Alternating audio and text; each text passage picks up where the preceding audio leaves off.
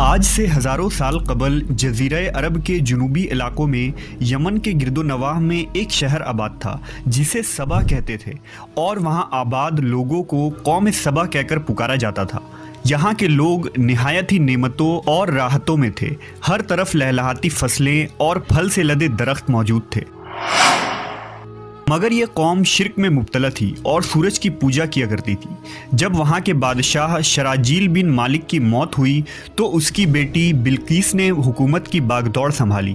بعض مورخین نے لکھا ہے کہ بلقیس کے والدین میں سے ایک جنات میں سے تھے، مگر اس نظریے کی کوئی واضح دلائل نہیں ملتی۔ ملکہ بلقیس ایک قابل عورت تھی جس نے یمن پر 9 سال نہایت ہی خوبصورتی سے حکومت کی۔ دنیا کے بیشتر علاقوں میں جو تجارت ہوتی تھی وہ سبائیوں کے ہاتھ میں تھی۔ یہی وجہ تھی کہ یہ قوم نہایت ہی دولت مند تھی، مگر یہ وہ زمانہ تھا جب مشرق سے مغرب تک ایک عظیم موحد بادشاہ کی طاقتور حکومت اور جاہ و جلال کا ڈنکا بجتا تھا، جسے تاریخ میں سلیمان ابن داؤد کے نام سے جانا جاتا ہے۔ حضرت سلیمان علیہ السلام کی حکومت دنیا کے بیشتر ممالک میں تھی، جس کا دارالخلافہ یروشلم شہر تھا۔ آپ کو ہوا، جنات، چرند و پرند اور جانوروں پر حکمرانی عطا کی گئی تھی۔ ایک دن کا واقعہ ہے کہ حضرت سلیمان علیہ السلام نے دربار لگایا تو جن و انس، جانور اور پرندے سب کے سب حاضر ہوئے، مگر ان کا چہیتا پرندہ ہدہد غائب تھا۔ آپ نے پوچھا ہدہد کہاں ہے؟ جب وہ نظر نہ آیا تو سلیمان علیہ السلام نے فرمایا اگر وہ اپنی غیر حاضری کی کوئی مناسب وجہ پیش نہ کر سکا تو اسے ذبح کر دیا جائے گا۔ ابھی یہ گفتگو ہو رہی تھی کہ ہدہد حاضر ہو گیا۔ پوچھا گیا تم کہاں تھے؟ ہدہد نے بڑے احترام سے جواب دیا، اے اللہ کے پیغمبر، میں اڑتے اڑتے ایک ایسے ملک پہنچ گیا جہاں لوگ شرک میں مبتلا دیکھے۔ وہ آگ اور سورج کی پوجا کرتے ہیں۔ ان کی ایک رانی ہے جسے وہ بلقیس کے نام سے پکارتے ہیں۔ وہ ایک بہت بڑے تخت پر بیٹھ کر حکومت کرتی ہے۔ اس کے تخت میں قیمتی ہیرے جواہرات لال زمرد جڑے ہوئے ہیں، اور اس کے پاس تمام شاہی سامان آرائش و نمائش کے موجود ہیں۔ حضرت سلیمان علیہ السلام نے کہا اگر تمہاری بات سچ ہے تو میرا خط اس ملکہ تک پہنچاؤ تاکہ وہ شرک سے باز آ جائے، اور خط پہنچانے کے بعد وہاں بیٹھ کر سنو کہ وہ کیا رد عمل اختیار کرتی ہے، اور پھر آ کر مجھے خبر دینا۔ حضرت سلیمان علیہ السلام نے خط روانہ کیا، جو کچھ یوں تھا: شروع اللہ کے نام سے جو بڑا مہربان اور رحم فرمانے والا ہے۔ یہ عزت والا خط سلیمان ابن داؤد کی جانب سے ملکہ سبا بلقیس کی طرف ہے۔ جو ہدایت کی پیروی کرے اس کے لیے سلامتی ہے۔ مجھ پر غلبہ کی خواہش نہ کرو، میرے مقابلے میں سرکشی اختیار نہ کرو، بلکہ فرما بردار اور مطیع ہو کر میرے پاس آ جاؤ۔ یہ خط دراصل ملکہ سبا اور اس کی قوم کی طرف دعوت اسلام تھی۔ ہدہد نے یہ خط لے جا کر ملکہ بلقیس کی گود میں گرا دیا۔ ملکہ کے دربار میں اس وقت 300 کے قریب سردار بیٹھے تھے۔ انہوں نے جب یہ خط پڑھا تو طیش میں آ گئے اور کہا کہ یہ ہماری توہین ہے، ہمیں اس کا سخت جواب دینا چاہیے۔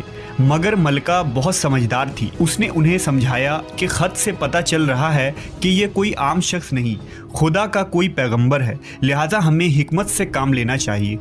اس نے کہا کہ میں حضرت سلیمان علیہ السلام کی طرف ایک تحفہ بھیجتی ہوں، اگر انہوں نے قبول کر لیا تو وہ بادشاہ ہے، میں اس سے جنگ کروں گی، لیکن اگر انہوں نے تحفہ قبول نہ کیا تو میں اس کی پیروی کروں گی کیونکہ وہ نبی ہے۔ ہدہد یہ ساری گفتگو سن رہا تھا۔ اس نے آ کر حضرت سلیمان علیہ السلام کو ساری بات بتا دی۔ حضرت سلیمان علیہ السلام نے جنات کو حکم دیا کہ شہر میں داخل ہونے والے راستے پر سونے چاندی کی اینٹوں کا فرش بچھا دیا جائے۔ راستے کے دونوں جانب سونے کی عجیب الخلقت جانور کھڑے کر دیے جائیں۔ وزراء اور عمال سلطنت کی تمام کرسیوں کو سونے کا کر دیا جائے۔ دربار کو ہیرے جواہرات سے مزین کیا جائے۔ ادھر بلقیس نے حضرت سلیمان علیہ السلام کے لیے تحائف روانہ کیے، جن میں سونے کی اینٹیں، جواہرات، غلام، کنیزیں اور ملکہ کا ایک خط بھی تھا۔ जब ये तमाम तहाइफ लेकर कासिद हजरत सुलेमान अलैहिस्सलाम के दरबार में पहुंचे और उन्होंने ये सब देखा तो शर्मिंदा हुए। हजरत सुलेमान अलैहिस्सलाम ने मलका के कासिदों से कहा, क्या तुम लोग माल से मेरी मदद करना चाहते हो? मगर देख लो, जो कुछ अल्लाह ने मुझे दे रखा है वो उससे भी ज़्यादा है जो तुम्हें दिया है, लिहाजा तुम्हारा तोहफा तुम्हें मुबारक हो। अब तुम अपने तहाइफ के साथ वापस जाओ और अपनी मलका से कहना कि हमारा इंतज़ार करे, हम एक ज़बरदस्त लश्कर लेकर आएंगे। जब ये खबर मलका बिल्कीस को पहुंची तो वो समझ गई कि वाकई ये अल्लाह के नबी है, लिहाजा उसने जंग के बजाय हज़रत सुलेमान अलैहिस्सलाम के दरबार में हाजिर होकर अपनी इताअत का यकीन दिलाने का फ़ैसला किया। जब हज़रत सुलेमान अलैहिस्सलाम तक ये पैगाम पहुंचा तो आपने अपने दरबारियों से कहा, तुम में से कौन है जो उनके मुती होकर आने से पहले मलका का तख्त मेरे पास उठा लाए? एक देव हैकल जिन ने कहा, आपके दरबार को बर्खास्त करने से पहले मैं उसे ला सकता हूँ, मैं इस काम की पूरी कुव्वत रखता हूँ और अमानतदार भी हूँ।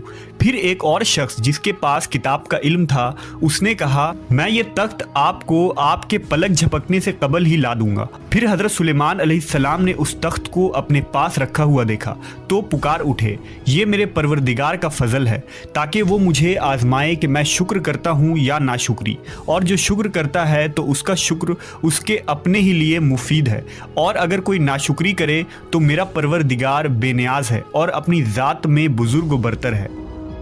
मुफस्सरीन के मुताबिक वो शख्स हज़रत सुलेमान अलैहिस्सलाम का कोई दोस्त था जिसका नाम आसिफ इब्न बरखिया बताया जाता है, और बाज़ ने लिखा कि वो आपका खालाजाद भाई था। कहा जाता है कि उस तख्त की लंबाई 80 हाथ, अर्ज 40 हाथ और ऊंचाई 30 हाथ थी। उसमें मोती, सुर्ख, याकूत, सब्ज़ ज़ुमुर जड़े हुए थे। हज़रत सुलेमान अलैहिस्सलाम ने उस तख्त में रद्द बदल कर दिया और उसे पहले से भी बेहतर बना दिया। जब मलका बिल्कीस हज़रत सुलेमान अलैहिस्सलाम के दरबार में हाजिर हुई तो आपने पूछा, क्या तुम्हारा तख्त भी इसी तरह का है? उसने कहा, ये तो गोया हू बहू वही है और हमें तो पहले ही मालूम हो गया था और हम फर्मा बरदार हो चुके हैं। बिल्कीस के आने से पहले हज़रत सुलेमान अलैहिस्सलाम ने ऐसी इमारत बनाने का हुक्म दिया जिसका फ़र्श शीशे का हो, नीचे पानी जारी हो, पानी में मछलियाँ और दूसरे आबी जानवर हो। हज़रत सुलेमान अलैहिस्सलाम उस इमारत में अपने शाही तख्त पर जलवा अफरोज़ थे और शीशे के नीचे से पानी अपनी पूरी आबोताब से बह रहा था, जबकि उसके ऊपर शीशा नज़र नहीं आता था। बिल्कीस को इस महल में लाया गया। जब उसने फर्श को देखा तो समझी कि यह पानी का एक हौज़ है, लिहाजा अपनी पिंडलिया से कपड़ा उठा लिया। सुलेमान अलैहिस्सलाम ने कहा, यह तो शीशे का चिकना फर्श है। तब वो शर्मिंदा हुई और बोल उठी, ऐ मेरे परवरदिगार, मैं सूरज की पूजा करके अपने आप पर जुल्म करती रही हूँ और अब मैंने सुलेमान के साथ अल्लाह रब्बुल आलमीन की इताअत कबूल कर ली। लिहाजा बिल्कीस पर यह जाहिर हो गया कि जिस तरह वो शीशे के सहन को पानी का लहरें मारने वाला गहरा हौज़ समझ बैठी, उसी तरह उसने और उसकी कौम ने सूरज की चमक और दमक देखकर उसे माबूद और खुदा समझ बैठे। उसे अपनी फाश गलती पर नहायत ही शर्मिंदगी हुई। बाज़ मवर्रखीन ने लिखा कि इस वाक़े के बाद मलका सबा मुसलमान हो गई और हज़रत सुलेमान अलैहिस्सलाम के निकाह में आ गई, जबकि बाज़ ने लिखा कि आपने बिल्कीस को यमन वापस भेज दिया और उसके लिए वहाँ 3 बड़े महल तामीर करवाए।